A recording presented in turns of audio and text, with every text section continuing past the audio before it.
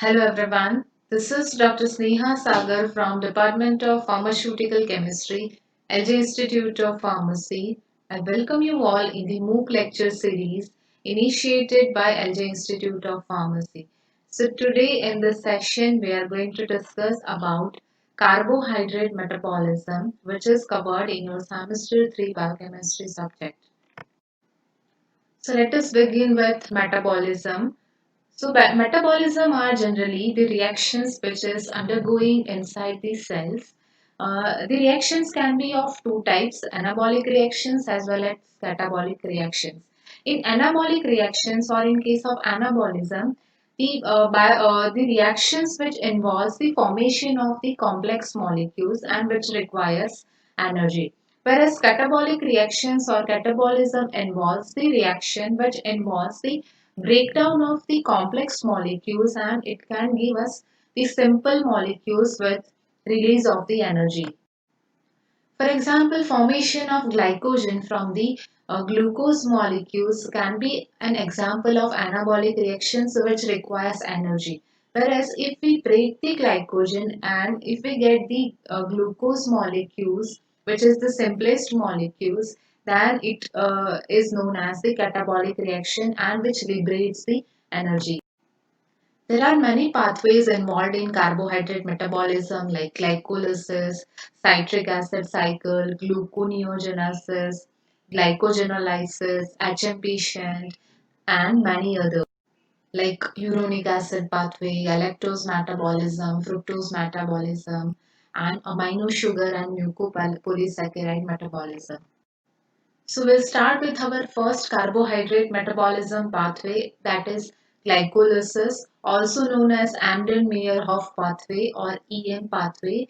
In glycolysis, generally the sequence of reaction converts one molecule of glucose into the two molecules of pyruvate or lactate under aerobic or anaerobic condition.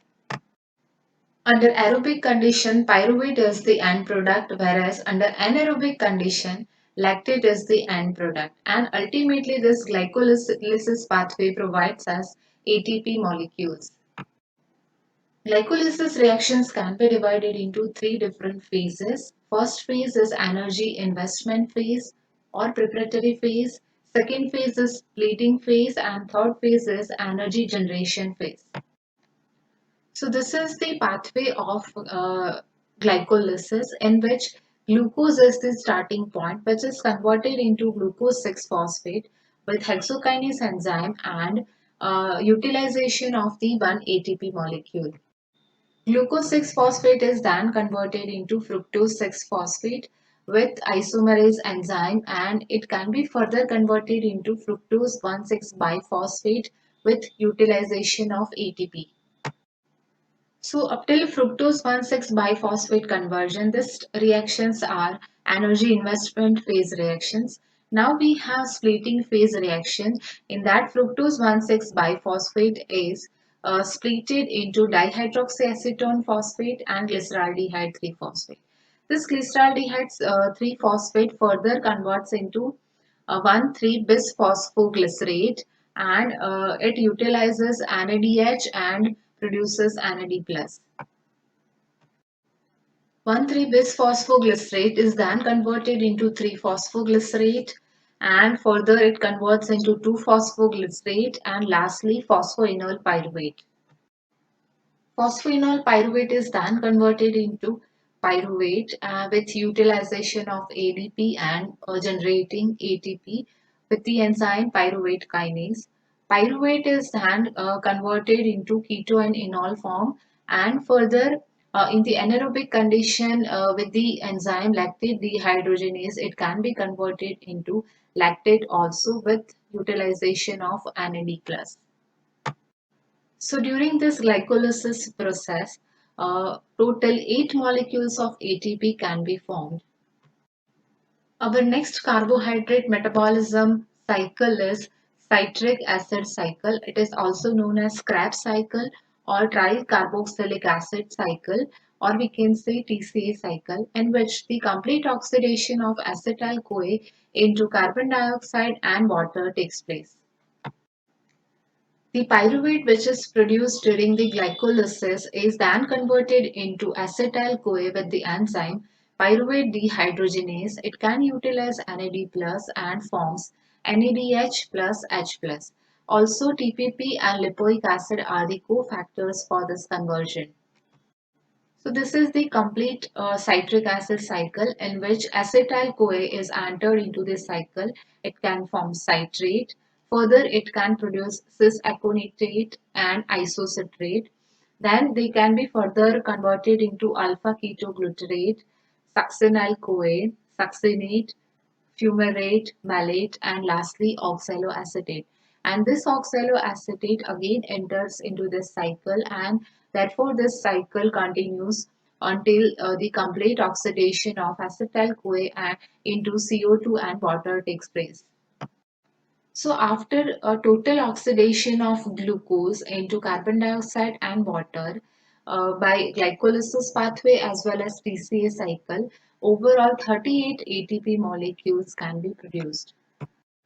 So our next cycle is gluconeogenesis, in which synthesis of glucose takes place from the non-carbohydrate precursors like lactate, pyruvate, amino acids, propionate and glycerol also. We can say that gluconeogenesis is the reversal of glycolysis. In glycolysis, we have some reversible reactions as well as some reactions are irreversible. So reversible reactions are same as that of the glycolysis. Only the difference is we have three different irreversible reactions of glycolysis which is bypassed in case of our gluconeogenesis. So here in case of gluconeogenesis, pyruvate is the starting point and it can be converted into phosphoenol pyruvate by the bypass reaction which is pyruvate enters into the mitochondria and further it enters into the TCA cycle and it can form malate. Malate is further converted into oxaloacetate and this oxaloacetate is again converted into phosphoenol pyruvate. Now then phosphoenol pyruvate is further converted into 2-phosphoglycerate, 3-phosphoglycerate, 1,3-bis phosphoglycerate as well as the two 3 carbon chain molecules that is glyceraldehyde 3 phosphate and dihydroxyacetone phosphate. After that it can be converted into fructose 1,6 bisphosphate and fructose 1,6 bisphosphate to fructose 6 phosphate is again a bypass reaction which involves the another enzyme that is fructose 1,6 bisphosphatase, whereas in glycolysis we utilize phosphofructokinase enzyme. So this is the second reaction which is not same as that of the glycolysis. Then fructose 6 phosphate is further converted into glucose 6 phosphate and glucose 6 phosphate is converted into glucose. In glycolysis, it utilizes hexokinase or glucokinase enzyme, whereas in case of gluconeogenesis, it utilizes glucose 6 phosphatase enzyme. So this is the complete conversion of pyruvate into the glucose. Glucose can also be formed by the starting material lactate and the conversion of lactate to the glucose is known as the Cori cycle in which first pyruvate is converted into lactate under the influence of the enzyme lactate dehydrogenase. So under anaerobic condition, glucose is converted into glucose 6-phosphate, into pyruvate and into lactate in case of the skeleton muscle. Now this lactate enters into the blood and to the liver and ultimately it can be converted into pyruvate and again glucose 6-phosphate and into the glucose. This glucose further enters into the skeleton muscle. So we can say that glycolysis as well as the gluconeogenesis pathway occurs simultaneously. In skeleton muscle we can get the lactate whereas in liver we can form the glucose and this glucose again enters into the skeleton muscle. So this is about the Cori cycle in which the glucose is formed from the lactate. So from this topics, it can be asked like discuss glycolysis with energetics write a note on TCA cycle, and write a process of gluconeogenesis with spatial pathway, that is Cori cycle, involved in it. It can be asked like define following terms: glycolysis, gluconeogenesis, and TCA cycle. So these are the reference books: Principle of Biochemistry by Leininger and Biochemistry by Satyanarayan and Chakrapani. So this is about today's session. We have covered glycolysis, TCA cycle, and gluconeogenesis. In next session, we will discuss about glycogen metabolism. So thank you for watching this video. Please do subscribe our YouTube channel Pharma Ignite. Thank you.